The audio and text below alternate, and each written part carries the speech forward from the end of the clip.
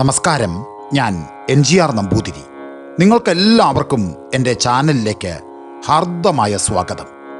ഇന്നു ഞാൻ എൻ്റെ കഥാപ്രേമികളോട് പറയാൻ പോകുന്ന മറ്റൊരു കഥയുടെ പേരാണ് കടാങ്കോട്ട് മാക്കം ഭഗവതി. മാക്കം ഭഗവതിയുടെ ചരിത്രം ഉത്തര കേരളത്തിൽ സുപ്രസിദ്ധവും സർവവിദിതവുമാണെങ്കിലും ദക്ഷിണ കേരളത്തിൽ ഇത് കേട്ടിട്ട് പോലുമില്ലാത്തവർ പലരുമുണ്ടെന്നാണ് അറിയുന്നത്. അതിനാൽ അങ്ങനെയുള്ളവരുടെ അറിവിലേക്കായി ആ കഥ ചുരുക്കത്തിൽ ഞാൻ ഇവിടെ അവതരിപ്പിക്കാം. ഉത്തര കേരളത്തിൽ സുപ്രസിദ്ധമായ കടത്തനാട്ട് എന്ന ദേശത്ത് കടാങ്കോട്ട് എന്ന് പ്രസിദ്ധമായ ഒരു നായർ ഗ്രഹം പണ്ടുണ്ടായിരുന്നു. ആ ഗ്രഹക്കാര് ധനപുഷ്ടി കൊണ്ടും ആഭിജാത്യം കൊണ്ടും സ്ഥാനമാനാദികൾ കൊണ്ടും സർവ മാന്യന്മാരായിരുന്നു. ആ തറവാട്ടിൽ ഒരു കാലത്ത് ഒരു സ്ത്രീ മാത്രമായി തീർന്നു. ആ ഗുണവതിക്ക് ഈശ്വരപ്രസാദത്താൽ 12 പുത്രന്മാരും ഒരു പുത്രിയുമുണ്ടായി. ആ പുത്രിയുടെ നാമധേയം മാക്കം എന്നായിരുന്നു. മാക്കത്തിന് ഏകദേശം 3 വയസ്സായപ്പോഴേക്കും അവളുടെ മാതാപിതാക്കന്മാർ കാലദോഷത്താൽ കാലധർമ്മത്തെ പ്രാപിച്ചു. എങ്കിലും അവളുടെ സഹോദരന്മാർക്ക് 12 പേർക്കും അവളെക്കുറിച്ച് വളരെ സ്നേഹവും വാത്സല്യവും ഉണ്ടായിരുന്നതിനാൽ അവളെ അവർ യഥായോഗ്യം വളർത്തിക്കൊണ്ടുവന്നു. അവളെ യഥാകാലം വിദ്യാഭ്യാസം ചെയ്യിക്കുകയാൽ അവൾ വളരെ വിദുഷിയും സദ്ഗുണസമ്പന്നയുമായി തീർന്നു. മാക്കത്തിൻ്റെ താലികെട്ട് കല്യാണം സഹോദരന്മാര് വളരെ കേമമായി ആഘോഷപൂർവം നടത്തിച്ചു. അങ്ങനെ മാക്കം കാലക്രമേണ കൗമാരകാലത്തെ വിട്ട് നവയൗവന ദശയെ പ്രാപിച്ചു. സർവാംഗസുന്ദരിയായിരുന്ന അവൾക്ക് യൗവനം കൂടി വന്നപ്പോഴേക്കും ആകൃതി കൊണ്ടും പ്രകൃതി കൊണ്ടും മാക്കത്തിന് തുല്യമായിട്ട് ഒരു കന്യക ത്രൈലോക്യത്തിലെങ്ങും തന്നെ ഇല്ലെന്ന് സർവ്വജനങ്ങളും ഒരേപോലെ പറഞ്ഞു തുടങ്ങി. മാക്കത്തിൻ്റെ സൗന്ദര്യം, സൗശീല്യം, വൈദുഷ്യം, വൈദഗ്ധ്യം, ഈശ്വരഭക്തി, നിഷ്കാപട്യം മുതലായ സദ്ഗുണങ്ങളെക്കുറിച്ച് പുകഴ്ത്താത്തവരായി ലോകത്തിൽ ആരും തന്നെ ഇല്ലെന്നായി തീർന്നു. ഇതിനിടയ്ക്ക് മാക്കത്തിൻ്റെ സഹോദരന്മാര് 12 പേരും സുന്ദരിമാരായ ഓരോ സ്ത്രീകളെ ഭാര്യമാരായി സ്വീകരിക്കുകയും തറവാട്ടിൽ തന്നെ കൊണ്ടുവന്ന് താമസിപ്പിച്ചു തുടങ്ങുകയും മാക്കത്തിന് സർവപ്രകാരേണയും അനുരൂപനായ ഒരു ഭർത്താവ് ഉണ്ടായിത്തീരുകയും ചെയ്തു. ആ മനുഷ്യൻ ഇളംകൂറ്റിൽ തറവാട്ടിൽ നമ്പ്യാർ എന്ന് പ്രസിദ്ധനായ ഒരു പുരുഷശ്രേഷ്ഠനായിരുന്നു. ഇദ്ദേഹത്തെ പോലെ സകല യോഗ്യതകളും തികഞ്ഞ ഒരു പുരുഷൻ അക്കാലത്ത് വടക്കേ മലയാളത്തിലുണ്ടായിരുന്നില്ല. ഈ പുരുഷരത്നം അവളിൽ വന്നു ചേർന്നത് അവളുടെ ഭാഗ്യം കൊണ്ടും അവൾ ബാല്യം മുതൽ ഭക്തിപൂർവം സേവിച്ചുകൊണ്ടിരുന്ന ലോകമലയാർക്കാവിൽ ഭഗവതിയുടെ കാരുണ്യം കൊണ്ടുമായിരുന്നു. ആ കാവ് കടത്തനാട്ട് രാജസ്വരൂപം വകയാണെങ്കിലും മാക്കം ആ ഭഗവതിയെ സേവിച്ച് വശംവദയാക്കി തീർത്തിരുന്നു. ദേവി ഭക്തവത്സലയും ഭക്താഭിഷ്ടപ്രദയുമാണല്ലോ. അങ്ങനെ മാക്കം നല്ല പിടിപ്പും പഠിപ്പും ശേഷിയും ശേമുഷിയും കാര്യവിവരവുമുള്ള കൂട്ടത്തിലായിരുന്നതിനാൽ അവളുടെ സഹോദരന്മാര് തറവാട്ടിലെ സകല വരവു ചെലവുകളുടെയും കണക്കുകൾ അവളെയും ബോധ്യപ്പെടുത്തി വന്നിരുന്നു. എന്ന് മാത്രമല്ല, മാക്കത്തിൻ്റെ സമ്മതം കൂടാതെ അവർ ഒരു കാശു പോലും ചെലവ് ചെയ്യാറുമില്ലായിരുന്നു. അതിനാൽ ആ പുരുഷന്മാരുടെ ഭാര്യമാർക്ക് മാക്കത്തോട് വളരെ അസൂയയും വൈരവുമുണ്ടായിത്തീർന്നു. ഈ കടാങ്കോട്ട് തറവാട് വളരെ മുതലുള്ളതായിരുന്നതിനാൽ അവിടെ നിന്ന് ക്രമത്തിലധികമായ സമ്പാദ്യമുണ്ടാക്കാമെന്നായിരുന്നു ആ സ്ത്രീകളുടെ വിചാരം. മാക്കം നിമിത്തം അവരുടെ ആ അത്യാഗ്രഹം പൂർണ്ണമായി സാധിച്ചിരുന്നില്ല. എന്നാൽ അവർക്ക് യാതൊരു ബുദ്ധിമുട്ടും ഉണ്ടാകാതെ ഇരിക്കത്തക്കവണ്ണം വേണ്ടതൊക്കെ ധാരാളമായി കൊടുക്കുന്നതിന് മാക്കം അനുവദിക്കുകയും അവരുടെ ഭർത്താക്കന്മാർ അവർക്ക് കൊടുക്കുകയും ചെയ്തിരുന്നു. അതിനാൽ ഭർത്താക്കന്മാരുടെ കാലം കഴിഞ്ഞാലും അവർക്കും അവരുടെ സന്താനങ്ങൾക്കും ഒട്ടും ബുദ്ധിമുട്ടുണ്ടാകാതെ നിത്യവൃത്തി കഴിച്ചു കൂട്ടുവാൻ തക്കവണ്ണമുള്ള മുതൽ അവർ സമ്പാദിക്കുകയും ചെയ്തിരുന്നു. എങ്കിലും ആ സ്ത്രീകൾക്ക് അതൊന്നുകൊണ്ടും തൃപ്തിയായില്ല. തനിക്കു താൻ പോന്ന മഹത്തുക്കൾക്കും ധനത്തിലുള്ള ആഗ്രഹമൽപ്പമല്ല എന്നൊരു ചൊല്ലുണ്ടല്ലോ. ഇവിടെ അവർക്ക് ആഗ്രഹത്തിന് തക്കവണ്ണമുള്ള സമ്പാദ്യം ഉണ്ടാകാഞ്ഞിട്ടല്ല, അളവില്ലാതെയുള്ള ധനത്തിന്മേൽ മാക്കത്തിന് അവകാശവും അധികാരവും സിദ്ധിച്ചതുകൊണ്ടാണ് ആ സ്ത്രീകൾക്ക് സങ്കടമുണ്ടായത്. അതിനാൽ അവർ തങ്ങളുടെ ഭർത്താക്കന്മാർക്ക് മാക്കത്തോട് ഏത് വിധേനയും വിരോധമുണ്ടാക്കി തീർക്കണമെന്ന് നിശ്ചയിച്ചുകൊണ്ട് ആ പുരുഷന്മാരുടെ അടുക്കൽ അടുത്തുകൂടി സദാ തലയിണ മന്ത്രം ഉരുക്കഴിച്ചുകൊണ്ടിരുന്നു. മരുമക്കത്തായ കുടുംബങ്ങളിലെ നാത്തൂൻ പോരും നാത്തൂന്മാരുടെ തലയണ മന്ത്രവും അമ്മായി പഞ്ചതന്ത്രം പോലെ തന്നെ പ്രസിദ്ധാണല്ലോ. എന്നാൽ മാക്കത്തിൻ്റെ 12ാമത്തെ സഹോദരനായ രാമൻ നമ്പ്യാരുടെ ഭാര്യയായ പുരാണി എന്ന സ്ത്രീ സുശീലയും മറ്റവരെ പോലെ അത്യാഗ്രഹവും ദുഷ്ടതയും അസൂയയുമില്ലാതെ മാക്കത്തെക്കുറിച്ച് സ്നേഹവും വാത്സല്യവുമുള്ളവളായിരുന്നതിനാൽ അവൾ തലയണ മന്ത്രം ജപിക്കാനും മറ്റും കൂടിയില്ല. ഇനി ഒരു സമയം അവൾ മന്ത്രം ജപിക്കാനും മന്ത്രം പ്രയോഗിക്കാനും മറ്റും തുനിഞ്ഞിരുന്നുവെങ്കിലും അതൊന്നും രാമൻ നമ്പ്യാരുടെ അടുക്കൽ ഫലിക്കുകയുമില്ലായിരുന്നു. അതെന്താന്ന് വച്ചാൽ രാമൻ നമ്പ്യാർക്ക് മാക്കത്തെക്കുറിച്ച് മൂത്ത സഹോദരന്മാർ 11 പേരെക്കാളും അധികം സ്നേഹവും വാത്സല്യവും വിശ്വാസവും ഉണ്ടായിരുന്നു. മാക്കത്തെക്കുറിച്ച് ആരെല്ലാം എന്തെല്ലാം ഏഷണി പറഞ്ഞാലും ആ മനുഷ്യൻ ഒരിക്കലും വിശ്വസിക്കുകയില്ലായിരുന്നു. പക്ഷേ അദ്ദേഹത്തിൻ്റെ ഭാര്യ പുരാണി ഏഷണി പറയാനും മറ്റും പോകാത്തത് അതുകൊണ്ടൊന്നുമല്ലായിരുന്നു. ആ സ്ത്രീക്ക് മാക്കത്തെക്കുറിച്ച് സീമാതീതമായ സ്നേഹമുണ്ടായിരുന്നത് കൊണ്ട് തന്നെയാണ്. പിന്നെ അവൾ പ്രകൃത്യ സുശീലയുമായിരുന്നുവല്ലോ. ജ്യേഷ്ഠത്തിമാർ 11 പേരും സദാസമയവും മാക്കത്തെ ദുഷിക്കുകയും പരിഹസിക്കുകയും ചെയ്തുകൊണ്ടാണിരുന്നത്. എന്നാൽ പുരാണി അത് കേൾക്കുമ്പോഴൊക്കെ ജ്യേഷ്ഠത്തിമാരോട് എതിർത്ത് പറഞ്ഞുകൊണ്ടുമിരുന്നു. അതിനാൽ അവർക്ക് 11 പേർക്കും ക്രമേണ പുരാണിയെക്കുറിച്ചും ഒട്ടും രസമല്ലാതെയായി തീർന്നു.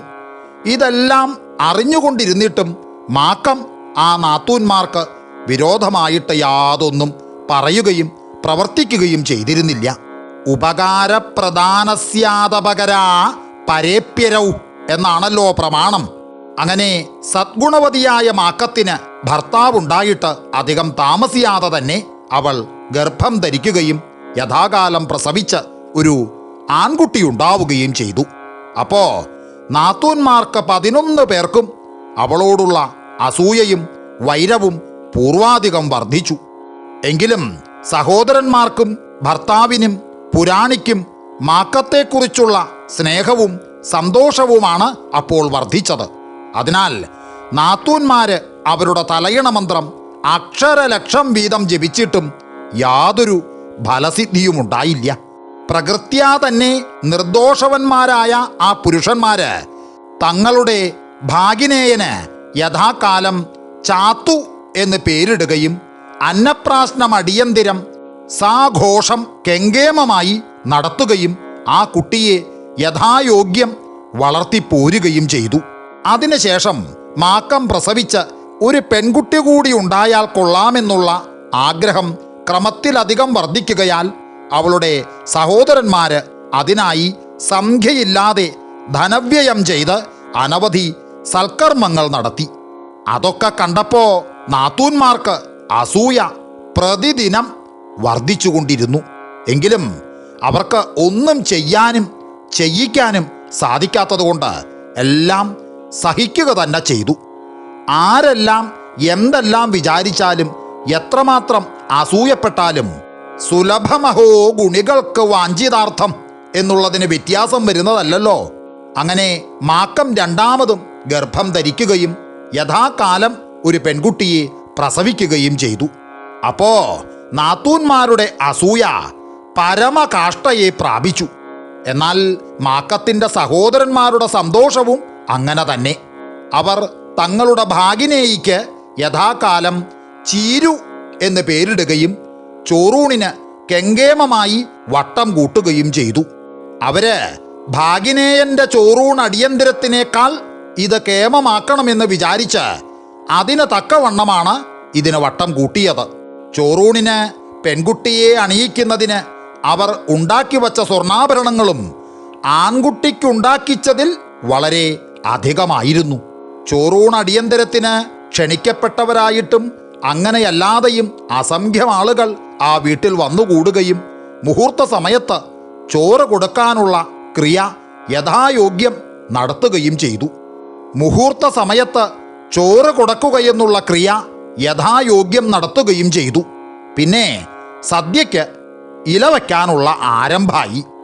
ഇതിനിടയ്ക്ക് നാത്തൂന്മാര് 11 പേരും അസൂയ സഹിക്കവയ്യാതെയായിട്ട് ഒരു വിജന സ്ഥലത്ത് കൂടിയിരുന്ന് ഒരു ആലോചന നടത്തി. അതിൽ ഒന്നാമത്തവൾ പറഞ്ഞു, ഇതെല്ലാം കണ്ടും കേട്ടും അറിഞ്ഞും വ്യസനിച്ചുകൊണ്ട് ഇവിടെ ഇരിക്കുന്നതിനേക്കാൾ നല്ലത് നമുക്ക് വല്ല സ്ഥലത്തും പോയി മരിക്കുക തന്നെയാണ് എന്ന് പറഞ്ഞു. അത് കേട്ടപ്പോൾ രണ്ടാമത്തവൾ പറഞ്ഞു, ഹേയ്, അതിന് നമ്മൾ എന്തിനാ മരിക്കണേ? നമുക്ക് ഈ സങ്കടമൊക്കെ ഉണ്ടാക്കി തീർക്കുന്നത് മാക്കം എന്ന ഒരുത്തിയാണ്. അതിനാൽ ഏതു വിധവും അവളെ കൊല്ലാൻ നോക്കുകയാണ് വേണ്ടത്. അവളുടെ കഥ കഴിഞ്ഞാൽ പിന്നെ സകല കാര്യങ്ങളും നമ്മൾ വിചാരിക്കുന്നത് പോലെ ഇവിടെ നടക്കൂ. പിന്നെ നമുക്കൊരിക്കലും ഒന്നുകൊണ്ടും വ്യസനിക്കേണ്ടതായി വരില്ല എന്ന് പറഞ്ഞു. അത് കേട്ടപ്പോൾ മൂന്നാമത്തവൾ പറഞ്ഞു, അല്ല, അതൊക്കെ ശരി തന്നെ, പക്ഷേ അവളെ കൊല്ലാൻ കൗശലമൊന്നുമില്ലല്ലോ എന്ന് പറഞ്ഞു.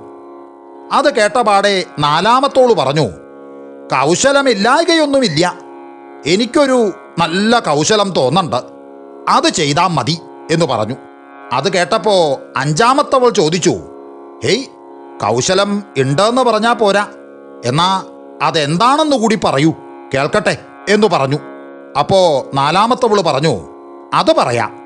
നമ്മുടെ അടുക്കളക്കാരൻ ചാപ്പനെ വിളിച്ച് മാക്കത്തിന് ചോറ് വിളമ്പി കൊടുക്കുമ്പോൾ അതിൽ വിഷം ചേർത്ത് കൊടുക്കണമെന്ന് സ്വകാര്യമായി പറഞ്ഞ് ചട്ടം കെട്ടണം. എന്തെങ്കിലും വിഷദ്രവ്യം അവൻ്റെ കയ്യിൽ കൊടുത്തയക്കുകയും വേണം, എന്നാൽ കാര്യം പറ്റും എന്നു പറഞ്ഞു. അത് കേട്ടപ്പോൾ ആറാമത്തവൾ പറഞ്ഞു, ഈ കാര്യം കൊള്ളാം, നല്ല കൗശലാണ്, പക്ഷേ അവന് വല്ലതും കൊടുക്കാതെ അവൻ അങ്ങനെ ചെയ്യുമെന്ന് തോന്നുന്നില്ല എന്ന് പറഞ്ഞു. അത് കേട്ടപ്പോൾ എട്ടാമത്തവൾ പറഞ്ഞു, അല്ല, അത് ശരിയാണ്, അവന് വല്ലതും കൊടുക്കണം, അല്ലാണ്ട് പറ്റില്ല എന്ന് പറഞ്ഞു. ഉടനെ ഒൻപതാമത്തവൾ പറഞ്ഞു, കൊടുക്കണം, കൊടുത്താലെന്താ, നമുക്ക് ഉപദ്രവം തീരൂലോ എന്ന് പറഞ്ഞു. ഉടനെ പത്താമത്തവൾ പറഞ്ഞു, എൻ്റെ വീതത്തിന് 100 ഉറുപ്പിക കൊടുക്കാൻ ഞാൻ തയ്യാറാണ്, അങ്ങനെ നമ്മളെല്ലാവരും കൊടുക്കണം, അപ്പോൾ 1100 ഉറുപ്പികയാകും, അത്രയും കൊടുത്താൽ അവൻ നിശ്ചയമായിട്ടും അങ്ങനെ ചെയ്യും. ആ, ഇനി വിഷം വേണമല്ലോ, അതിനിപ്പോൾ എന്താ കൗശലം? അത് കേട്ടപ്പോൾ 11ആമത്തവൾ പറഞ്ഞു, അതിനെക്കുറിച്ച് നിങ്ങളാരും വിചാരിക്കണ്ട, എൻ്റെ കൈവശം ഒരു ദ്രാവകം ഇരിക്കുന്നുണ്ട്, 1000 പേരെ കൊല്ലാൻ അതിൽ ഒരു തുള്ളി തന്നെ തികച്ചു വേണ്ട എന്ന് പറഞ്ഞു. ആ, എന്നാ അങ്ങനെ തന്നെ എന്ന് എല്ലാവരും കൂടി പറഞ്ഞുറച്ചു. പിന്നെ അവർ ചാപ്പനെ വിളിച്ച് സ്വകാര്യമായിട്ട് ഇത് പറഞ്ഞു. അത് കേട്ടപ്പോൾ ചാപ്പൻ ചെവി പൊത്തിക്കൊണ്ട്, അയ്യോ, ശിവ ശിവ, മഹാപാപം, ഇത് ഞാൻ ഒരിക്കലും ചെയ്യില്ല, 1100 അല്ല 10,000 ആയാലും ഈ കാര്യം എന്നാൽ സാധ്യമല്ല എന്ന് പറഞ്ഞു. അത് കേട്ടപ്പോൾ ആ സ്ത്രീകൾ പറഞ്ഞു, ആ, എന്നാ അത് വേണ്ട, ഈ വിഷദ്രവ്യം ചേർത്ത് ഞങ്ങൾക്ക് ചോറ് വിളമ്പിത്തന്നാലും മതി, അതിന് നിനക്കെന്താ വിഷമം? ഇത് ഞങ്ങൾ തന്നെ പറഞ്ഞിട്ടാണല്ലോ, എന്നാ അതിനെക്കുറിച്ച് ചോദ്യമുണ്ടാവുമ്പോൾ വിഷം മാക്കം തന്ന് ഞങ്ങൾക്ക് തിരിച്ചു വച്ചതാണെന്ന് പറഞ്ഞേക്കണം, നീ അതുമാത്രം ചെയ്താൽ മതി, നിനക്ക് തരാമെന്ന് പറഞ്ഞിട്ടുള്ള സംഖ്യ ഞങ്ങൾ തരികയും ചെയ്യാം എന്ന് പറഞ്ഞു. പക്ഷേ അതിനും ചാപ്പന് നല്ല സമ്മതമല്ലായിരുന്നു. എങ്കിലും ആ സ്ത്രീകളുടെ നിർബന്ധം നിമിത്തം ഒടുക്കം അങ്ങനെ ചെയ്യാമെന്ന് സമ്മതിച്ച് അവൻ പോയി. അപ്പോഴേക്കും അവിടെ സദ്യയുടെ തിടുക്കമായി കഴിഞ്ഞു. ഈ 11 സ്ത്രീകൾ പ്രത്യേകമൊരു സ്ഥലത്താണ് ഉണ്ണാനിരുന്നത്. വിളമ്പുകാർ ഓരോ പദാർത്ഥങ്ങൾ മുറയ്ക്ക് വിളമ്പി വന്ന കൂട്ടത്തിൽ ഇവർക്കും വിളമ്പി. ഉടനെ ചാപ്പൻ ഇവർക്ക് ചോറ് കൊണ്ടുവന്ന് വിളമ്പി. അപ്പോ അവരിൽ ഒരു സ്ത്രീ ഒന്നും അറിഞ്ഞിട്ടില്ലാത്ത ഭാവത്തിൽ ചോറ് തൊട്ടു നോക്കിയിട്ട്, അയ്യോ, ഈ ചോറെന്താണ് ഇങ്ങനെ ഇരിക്കണത്? ഇതിൽ വിഷം ചേർന്നിട്ടുണ്ടെന്ന് തോന്നണല്ലോ എന്ന് പറഞ്ഞു. അപ്പോ ശേഷമുള്ളവരും ചോറ് തൊട്ടു നോക്കിയിട്ട്, ശരിയാണ്, ഈ ചോറ് വിഷം ചേർന്നത് തന്നെ, സന്ദേഹമില്ല എന്ന് പറഞ്ഞു. പിന്നെ അവരെല്ലാവരും കൂടി, ഏയ്, ചാപ്പൻ ഇതാ ആളെ കൊല്ലാൻ ചോറ് വിഷം ചേർത്ത് വിളമ്പിയിരിക്കുന്നു എന്ന് പറഞ്ഞ് ബഹളം കൂട്ടി. അത് കേട്ട് അവരുടെ ഭർത്താക്കന്മാർ അവിടെ എത്തി. ചില പരിശോധനകൾ കഴിച്ചപ്പോൾ ആ ചോറ് വിഷം ചേർന്നത് തന്നെയെന്ന് ബോധ്യപ്പെടുകയാൽ അവർ ചാപ്പനെ വിളിച്ച് ചോദ്യം തുടങ്ങി. ചാപ്പൻ ഒന്നും മിണ്ടാതെ നിൽക്കുകയാൽ അവർ അവനെ പിടിച്ച് പ്രഹരിച്ചു തുടങ്ങി.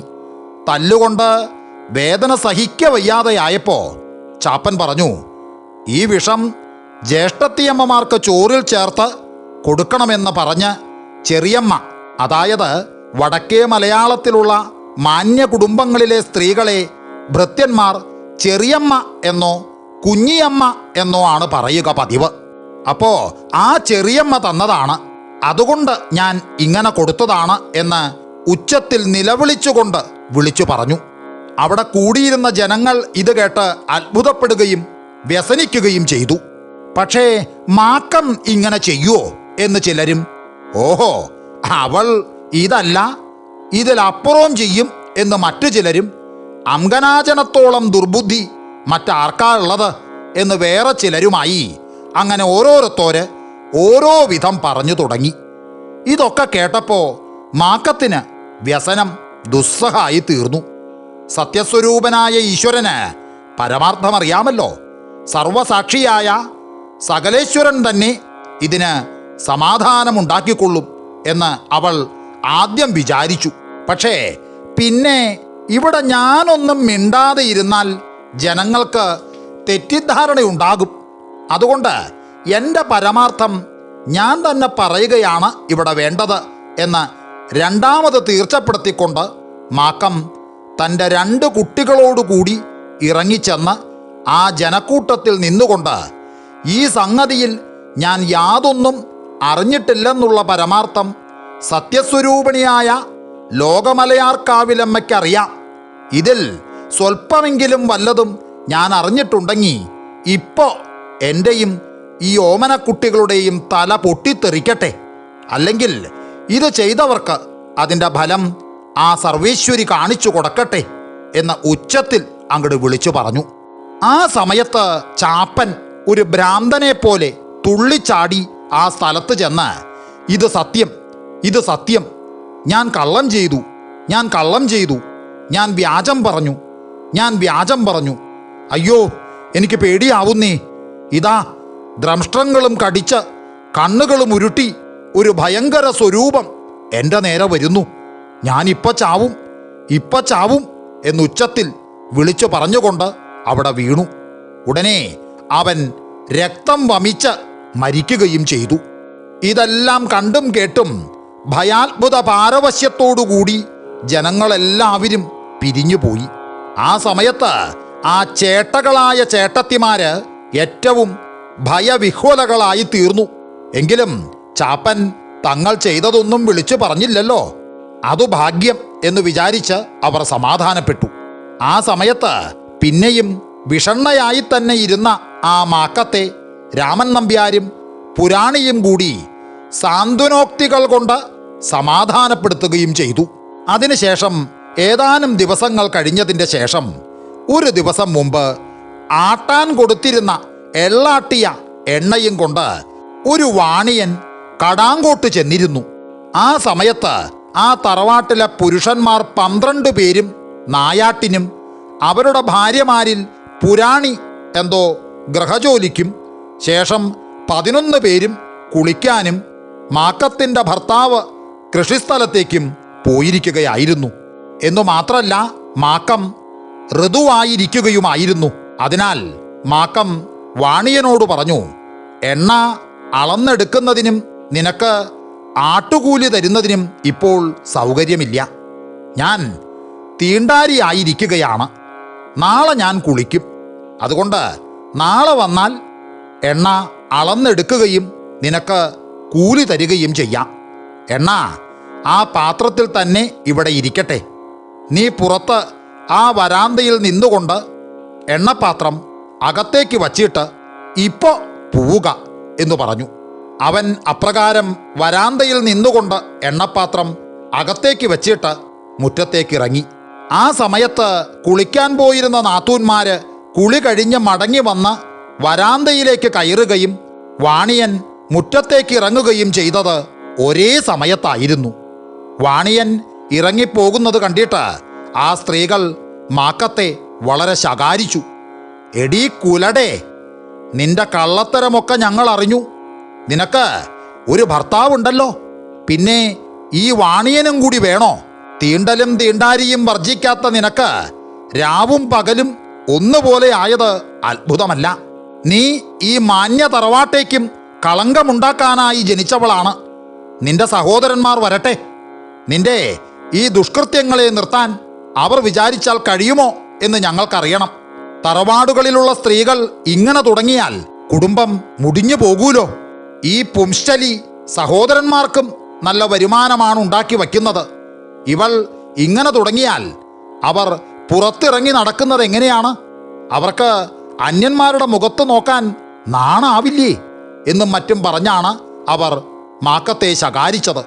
ഇത് കേട്ട് പുരാണി അവിടെ എത്തി ചെവികൾ പൊത്തിക്കൊണ്ട്, അയ്യോ ശിവ ശിവ, ഇത് മഹാപാപാണ്. നിഷ്കളങ്കയായ ഈ പതിവ്രതാരത്നത്തെക്കുറിച്ച് ഇങ്ങനെ പറഞ്ഞാൽ നിങ്ങളുടെ നാവ് പുഴുക്കും. സർവസാക്ഷിയായിട്ട് ഒരു ഈശ്വരനുണ്ടെന്ന് നിങ്ങൾ വിചാരിക്കാത്തത് എന്ത് കഷ്ട എന്ന് പറഞ്ഞു. അത് കേട്ട് ആ ചേട്ടത്തിമാർ പുരാണിയെയും ഒട്ടു വളരെ ശകാരിച്ചു. അപ്പോ മാക്കം പുരാണിയോടായിട്ട് പറഞ്ഞു, ജ്യേഷ്ഠത്തിയമ്മ മിണ്ടാതിരിക്കുക. അവര് എന്തെങ്കിലും പറഞ്ഞുകൊള്ളട്ടെ, എനിക്ക് അതുകൊണ്ട് ഒരു ദോഷവും ഉണ്ടാവില്ല. ലോകമലയാർക്കാവിൽ ഭഗവതി തന്നെ ഇതിനൊക്കെ ഉത്തരം പറഞ്ഞോളും. ഇത് കേട്ട് പുരാണി അടുക്കളയിലേക്കും മറ്റവര് അവരുടെ ഇരിപ്പിടങ്ങളിലേക്കും പോയി. പിന്നെ ഏതാനും ദിവസങ്ങൾ കഴിഞ്ഞപ്പോൾ മാക്കത്തിൻ്റെ സഹോദരന്മാർ നായാട്ട് കഴിഞ്ഞ് മടങ്ങി വന്നു. അന്ന് രാത്രിയിൽ തന്നെ അവരിൽ 11 പേരെയും അവരുടെ ഭാര്യമാർ തലയണ മന്ത്രം ജപിച്ച് മയക്കി. മാക്കം പുംശലിയും ദുഷ്കൃത്യം ചെയ്യുന്നവളുമാണെന്ന് ദൃഢമായി വിശ്വസിപ്പിച്ചു. മാക്കം സദ്വൃത്തയും പതിവ്രതയുമാണെന്നുള്ള വിശ്വാസവും അവളെക്കുറിച്ച് വളരെ വാത്സല്യവും സ്നേഹവും ഉണ്ടായിരുന്ന ആ സഹോദരന്മാരുടെ മനസ്സ് മയങ്ങി. ഇപ്രകാരമുള്ള തെറ്റിദ്ധാരണയുണ്ടാക്കണമെങ്കിൽ ആ നാത്തൂന്മാരുടെ തലയണ മന്ത്രത്തിൻ്റെ ശക്തി എത്രമാത്രം ഉണ്ടായിരിക്കണം. അങ്ങനെ ആ ഭാര്യമാരുടെ മന്ത്രജപം കഴിഞ്ഞപ്പോഴേക്കും ആ പുരുഷന്മാർ 11 പേരും തങ്ങളുടെ സഹോദരി കേവലം കുലടയും ദുർവൃത്തയുമാണെന്ന് വിശ്വസിക്കുകയും ഇവൾ ജീവിച്ചിരിക്കുന്നത് തങ്ങൾക്കും തങ്ങളുടെ തറവാട്ടേക്കും ദുഷ്കീർത്തികരമാണെന്നും ഏതുവിധവും അവളുടെ കഥ കഴിക്കണമെന്നും തീർച്ചയാക്കുകയും അതിനൊരു കൗശലം അവർ 11 പേരും കൂടി ആലോചിച്ച് നിശ്ചയിക്കുകയും ചെയ്തു. അങ്ങനെ പിറ്റേ ദിവസം കാലത്തെ ആ 11 സഹോദരന്മാരും കൂടി മാക്കത്തെ വിളിച്ച്, ഇന്ന് ലോകമലയാർക്കാവിൽ നിറമാല എന്ന ആഘോഷമുണ്ടല്ലോ, അത് തമ്പുരാൻ നടത്തുന്നത് കൊണ്ട് വളരെ കേമായിരിക്കും. നിനക്ക് അത് കാണാൻ പോണ്ടേ? വീട്ടിൽ നിന്ന് പുറത്തിറങ്ങാതെ ഇവിടെ തന്നെ ഇരുന്നിട്ടാണ് നിന്റെ മനസ്സിന് ഉന്മേഷവും ദേഹത്തിന് സുഖവുമില്ലാതെ ഇരിക്കണത്. അതിനാൽ നീ കുറേശ്ശെ പുറത്തിറങ്ങി സഞ്ചരിക്കുകയും വേണം. ഈ കുട്ടികളെയും കൊണ്ട് കാവിൽ പോയി ദേവിയെ വന്ദിക്കുന്നത് നമുക്കും നമ്മുടെ സന്താനങ്ങൾക്കും തറവാട്ടേക്കും ശ്രേയസ്കരമായിട്ടുള്ളതാണല്ലോ. ദേവിയെ വന്ദിക്കുന്നതിന് ഇത്രയും മുഖ്യമായിട്ട് വേറെ ഇനിയൊരു ദിവസവുമില്ല. ഈ ആഘോഷം കാണാൻ പോയാൽ കൊള്ളാമെന്ന് നീ പലപ്പോഴും പറഞ്ഞിട്ടുള്ളതാണല്ലോ. ഈ ആഘോഷം കൊല്ലം തോറുമുള്ളതാണെങ്കിലും ഇക്കൊല്ലം പതിവിൽ കൂടുതലായി ചില വിശേഷങ്ങൾ കൂടിയുണ്ടെന്ന് കേട്ടു. ആട്ടെ, വേഗം തയ്യാറാവുക, ഒട്ടും താമസിക്കണ്ട. വഴി 4-5 നാഴികയുണ്ടല്ലോ. ഈ കുട്ടികളെയും കൊണ്ട് നടന്നെത്തണമല്ലോ. തൊഴാനായിട്ട് പോകുമ്പോൾ വാഹനങ്ങൾ ഉപയോഗിക്കുന്നത് യുക്തല്ല. ഞങ്ങളും നടന്നാണ് പോണത്. എല്ലാവർക്കും ഒരുമിച്ച് തന്നെ പോവാം. നിന്റെ ഭർത്താവ് കൂടെ ഇല്ലാത്ത സ്ഥിതിക്ക് ഞങ്ങൾ കൂടെ ഇല്ലാതെ നീ തനിച്ച് പോവുകയില്ലല്ലോ. അങ്ങനെ പോകുന്നത് ശരിയുമല്ലല്ലോ എന്ന് പറഞ്ഞു. ഇത് കേട്ടപ്പോ മാക്കത്തിന് തോന്നി, ഹേയ്, ഇതിനു മുമ്പ് പലപ്പോഴും നിറമാല ആഘോഷം കാണാൻ പോകാനായിട്ട് ഞാൻ ആവശ്യപ്പെട്ടിട്ടുണ്ട്. അന്നൊരിക്കലും അനുവദിക്കാത്ത ഇവര് ഇപ്പോ ഇതിന് നിർബന്ധിക്കുകയും സ്നേഹഭാവത്തിൽ ഉപദേശിക്കുകയും ചെയ്യുന്നത് വിചാരിച്ചാൽ തന്നെ ഇതിലെന്തോ ചതിയുണ്ടെന്ന് തീർച്ചയാക്കാം. ഇതിൽ സംശയിക്കാനൊന്നുമില്ല. ഇവര് എന്നെ കൊല്ലാനായിട്ട് തന്നെയാണ് കൊണ്ടുപോകാൻ ഉത്സാഹിക്കണത്. അങ്ങനെ ആവട്ടെ. ഈ ദുഷ്ടജനങ്ങളുടെ കൂട്ടത്തിൽ ജീവിച്ചിരിക്കുന്നതിനേക്കാൾ നല്ലത് മരിക്കുക തന്നെയാണ്. ഈ അവസാന കാലത്ത് എൻ്റെ പ്രാണനാഥനെ ഒന്ന് കണ്ടിട്ട് പോകാൻ നിവൃത്തിയില്ലാതെ വന്നതും ഭാഗ്യദോഷം തന്നെ. ഞാൻ പോയതായിട്ട് കേൾക്കുമ്പോൾ അദ്ദേഹം എന്നെ അനുഗമിക്കുമെന്നുള്ളത് തീർച്ചയാണ്. അദ്ദേഹത്തെ അപ്പ കണ്ടോളാം. ഇപ്പോ അതിനായിട്ട് താമസിക്കുന്നില്ല. ഈ ദുഷ്ടന്മാരുടെ ആഗ്രഹം വേഗത്തിൽ സാധിക്കട്ടെ എന്ന് വിചാരിച്ചിട്ട് ക്ഷണത്തിൽ പോയി കുളിച്ച് വന്ന് പതിവ് പോലെ ഭഗവതിയെ ധ്യാനിച്ച് മനസ്സുകൊണ്ട് പൂജിച്ച് സ്തുതിച്ചിട്ട് ധവളഭസ്മവും നിർമ്മല വസ്ത്രവും ധരിച്ചു. പിന്നെ മാക്കം അവിടെ തൻ്റെ വകയായിട്ടുണ്ടായിരുന്ന പൊന്നും പണവും പെട്ടികളും പ്രമാണങ്ങളും പണ്ടങ്ങളും വസ്ത്രങ്ങളുമെല്ലാം തീയിലിട്ട് ചുട്ട് ഭസ്മമാക്കി. ഒരു വസ്ത്രവും ഒരു മുലക്കച്ചയും അവൾ ധരിച്ചിരുന്നു. അവ രണ്ടുമല്ലാതെ വേറെ യാതൊന്നും അവൾ എടുത്തില്ല. മാക്കം തൻ്റെ കുട്ടികളോടുകൂടി യാത്ര പുറപ്പെട്ടപ്പോൾ നാത്തൂന്മാര് 12 പേരും ഒരുപോലെ അശ്രുക്കൾ പൊഴിച്ചു. പുരാണി സന്താപം കൊണ്ടും മറ്റവർ സന്തോഷം കൊണ്ടുമായിരുന്നു എന്ന് മാത്രമേ ഭേദമുണ്ടായിരുന്നുള്ളൂ. മാക്കം തിരിഞ്ഞു നോക്കി. ആ നാത്തൂന്മാരുടെ ഭാവപ്പകർച്ച കണ്ട് നെടുവീർപ്പിട്ടുകൊണ്ട് തൻ്റെ കുട്ടികളോടുകൂടി നടന്നു. 11 സഹോദരന്മാരും അവളോടുകൂടി തന്നെ പോയി. അങ്ങനെ 2-3 നാഴിക ദൂരം പോയപ്പോൾ മാക്കം വല്ലാതെ ക്ഷീണിച്ചു. അവൾക്ക് കുട്ടികളെയും കൊണ്ട് സഹോദരന്മാരോടൊപ്പം നടന്നെത്തുവാൻ വയ്യാതെയായി. അപ്പോ സഹോദരന്മാര് മാക്കത്തോട് സ്നേഹഭാവത്തോടുകൂടി ചോദിച്ചു, ഹേയ്, നീ വല്ലാതെ ക്ഷീണിച്ചു എന്ന് തോന്നണൂലോ. ഇനി ഇവിടെ ഇരുന്ന് സ്വല്പം വിശ്രമിച്ചിട്ട് പോയാൽ മതി എന്ന് പറഞ്ഞു. അവിടം മനുഷ്യവാസമില്ലാത്ത ഒരു വനപ്രദേശമായിരുന്നു. ആ ഭയങ്കര വനം കണ്ടപ്പോ മാക്കം ഇവിടെ വച്ചായിരിക്കുമോ ഇവർ എൻ്റെ കഥ കഴിക്കാൻ നിശ്ചയിച്ചിരിക്കുന്നത്? എന്നാൽ അങ്ങനെ ആവട്ടെ എന്ന് വിചാരിച്ച് ഭക്തിപൂർവം ഭഗവതിയെ ധ്യാനിച്ചുകൊണ്ട് ധൈര്യസമേതം ഒരു മരത്തണലിൽ ചെന്ന് തൻ്റെ കുട്ടികളെ അടുക്കലിരുത്തിക്കൊണ്ട് അവിടെ ഇരുന്നു.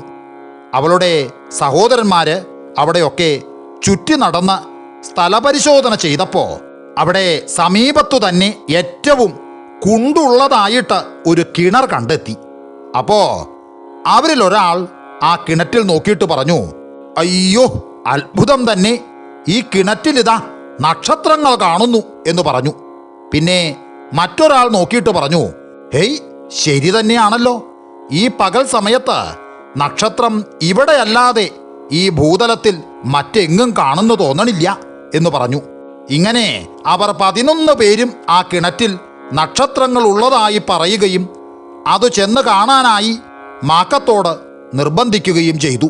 പക്ഷേ മാക്കത്തിന് അത് കാണാൻ ആഗ്രഹമില്ലെന്ന് പറഞ്ഞപ്പോൾ അവര് വീണ്ടും നിർബന്ധിച്ചു. ഒടുക്കം ആ സാധ്വി വരുന്നതൊക്കെ വരട്ടെ എന്ന് ധൈര്യസമേതം നിശ്ചയിച്ചിട്ട് ഭഗവതിയെ മനസ്സിൽ സുദൃഢം ധ്യാനിച്ചുകൊണ്ട് മന്ദം മന്ദം ചെന്ന് കിണറ്റിൽ കുനിഞ്ഞു നോക്കി. ആ സമയം ആ 11 ദുഷ്ടന്മാരിൽ ഒരാൾ മുമ്പേ തന്നെ അരയിൽ ഒളിച്ച് കരുതി സൂക്ഷിച്ചു വച്ചിരുന്ന ആയുധമെടുത്ത് ശിവ ശിവ ശേഷം ചിന്ത്യം, ആ പിഞ്ചു കുട്ടികളുടെ കഥയും അങ്ങനെ തന്നെ. അങ്ങനെ തങ്ങളുടെ സഹോദരിയും അവളുടെ കുട്ടികളും നിമിത്തം മേലാൽ തങ്ങൾക്കും തങ്ങളുടെ തറവാട്ടേക്കും യാതൊരു കുറച്ചിലും ഉണ്ടാവുകയില്ലെന്നുള്ള ആ കൃതാർത്ഥതയോടുകൂടി ആ മനുഷ്യധാമന്മാർ അവരുടെ ഗൃഹത്തിലേക്ക് മടങ്ങിപ്പോന്നു. അവർ ഗൃഹത്തിലെത്തിയപ്പോ അവിടെ കണ്ട കാഴ്ച അത്ഭുതകരവും ഭയങ്കരവുമായിരുന്നു. സാക്ഷാൽ മാക്കം അവിടെ 4 തൃക്കൈകളിൽ ജ്വലിക്കും ശൂലാദി നാനായുധ ഭാസമാനയായി തീക്കട്ട പോലെ ജ്വലിക്കുന്ന കണ്ണുകളും ചന്ദ്രലേഖകൾ പോലെ വളഞ്ഞ ദ്രംഷ്ട്രങ്ങളും കൊണ്ട് ഭയങ്കരമായ മുഖത്തോടുകൂടി രക്താംബരവും മുണ്ടമാലകളും അണിഞ്ഞ് നൃത്തം ചെയ്യുന്നതായിട്ടും അവളുടെ 2 കുട്ടികൾ കളിച്ചുകൊണ്ടും പുരാണി ഭർത്തൃസമേതയായി വന്ദിച്ചുകൊണ്ട് സമീപത്ത് നിൽക്കുന്നതായിട്ടും ആ പുരുഷന്മാരുടെ ഭാര്യമാർ 11 പേരും രക്തം ഛർദിച്ച് മരിച്ചു കിടക്കുന്നതുമായിട്ടാണ് അവര് കണ്ടത്.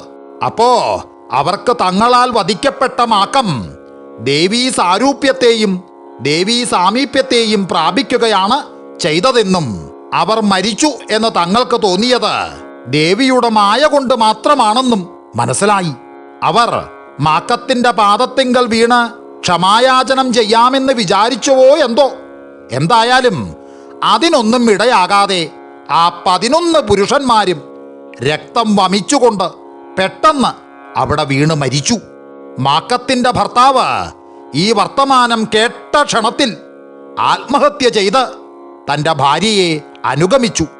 പിന്നെ അവിടെ രാമൻ നമ്പ്യാരും പുരാണിയും മാത്രം ശേഷിച്ചു. അവർ ഭഗവതിയെ ഭക്തിപൂർവം സേവിച്ചുകൊണ്ടും സന്താന സമ്പൽ സമൃദ്ധിയോടുകൂടിയും സസുഖം വളരെ കാലം ജീവിച്ചിരുന്നു. ആ ദമ്പതിമാരുടെ സന്താന പരമ്പരയിൽ ഉൾപ്പെട്ട ചില വീട്ടുകാർ ഇപ്പോഴും കടത്തനാട്ടുണ്ടത്രേ. അതെങ്ങനെയുമാവട്ടെ, കടാങ്കോട്ട് മാക്കം മേൽപ്പറഞ്ഞ പ്രകാരം മാക്കം ഭഗവതിയായി തീർന്നു എന്നുള്ള സംഗതി ആ ദിക്കുകാര് ഇപ്പോഴും പൂർണ്ണമായി വിശ്വസിക്കുകയും ആ ദേവിയെ ഭക്തിപൂർവം സേവിക്കുകയും ചെയ്തു പോരുന്നുണ്ട്. മാക്കം ഭഗവതിയുടെ കഥ പണ്ടാരോ ഒരുമാതിരി പാട്ടായിട്ടുണ്ടാക്കിയത് ആ ദിക്കുകളിൽ ഇപ്പോഴും നടപ്പുണ്ട്. ഇതിന് മാക്കം തോറ്റം എന്നാണ് പേര് പറഞ്ഞു വരുന്നത്. ഈ പാട്ടിന് കവിതാഗുണമോ ശബ്ദഭംഗിയോ വൃത്തിനിയമമോ ഒന്നുമില്ലെങ്കിലും ആ ദേവിക്ക് ഇത് സന്തോഷകരാണ്. സൽസന്താനങ്ങൾക്കായിട്ടും ഇത് ആ ദിക്കുകാർ ചില ജാതിക്കാരെ കൊണ്ട് ഇപ്പോഴും പാടിക്കാറുണ്ട്. ഇതുകൂടാതെ മാക്കം തിറ എന്നൊരു കളിയും ആ ദിക്കിൽ നടപ്പുണ്ട്. അതും സന്താനാർത്ഥമായിട്ടും ദേവീപ്രസാദത്തിനായിട്ടും പലരും കളിപ്പിക്കാറുണ്ട്. ഇതും മാക്കം ഭഗവതിക്ക് വളരെ സന്തോഷകരമായിട്ടുള്ളതാണ്. സന്തതിയില്ലാതെ ഇരുന്നിട്ട് മാക്കം തിറ കളിപ്പിക്കുകയും മാക്കം തോറ്റ് പാടിപ്പിക്കുകയും ചെയ്തിട്ട് സന്തതിയുണ്ടായ തറവാടുകൾ കടത്തനാട്ട് ഇഷ്യു വളരെയുണ്ട്. ഇപ്പോഴും പലരും അഭീഷ്ടസിദ്ധിക്കായി ഈ വഴിപാടുകൾ അവിടെ നടത്തി വരുന്നുണ്ട്. മാക്കത്തിൻ്റെ തല വെട്ടിയതായി പറഞ്ഞിരിക്കുന്ന ആ കിണറ് ഇപ്പോഴും അവിടെ കാണാനുണ്ട്. ആ കിണറിന് ഇപ്പോഴും മാക്കം കിണർ എന്നാണ് പേര് പറഞ്ഞു വരുന്നത്. പണ്ടൊരിക്കെ ഒരു ഈഴവൻ ആ കിണറ്റിൽ നോക്കിയിട്ട് ചാമുണ്ടി അവൻ്റെ നാവ് പിടിച്ച് വലിച്ചറത്ത് ചോര കുടിച്ചതായി ഒരൈതിഹ്യമുണ്ട്. അതിനാൽ അത് പേടിച്ചിട്ട് ഇപ്പോഴും ആരും ആ കിണറ്റിൽ നോക്കാറില്ല. മാക്കം ഭഗവതിയുടെ കഥ വാസ്തവത്തിൽ ഉണ്ടായതാണെന്നതിലേക്ക് ഇതിലും വലിയ ലക്ഷ്യങ്ങൾ എൻ്റെ കഥാപ്രേമികൾക്ക് വേണമെന്നില്ലല്ലോ. അതുകൊണ്ട് തന്നെ ഇത്രയും പറഞ്ഞ് മാക്കം ഭഗവതിയുടെ ഈ കഥ ഞാൻ ഇവിടെ നിർത്തുകയാണ്. ഈ കഥയും എൻ്റെ കഥാപ്രേമികൾക്ക് ഇഷ്ടമായെങ്കിൽ തീർച്ചയായും നിങ്ങൾ ലൈക്ക്, ഷെയർ, സബ്സ്ക്രൈബ്, കമൻറ്റ് എല്ലാം ചെയ്യുമെന്ന ഉറച്ച ഒരു വിശ്വാസത്തോടെ ഒരിക്കൽ കൂടി നിങ്ങൾക്കെല്ലാവർക്കും എൻ്റെ നന്ദി, നമസ്കാരം.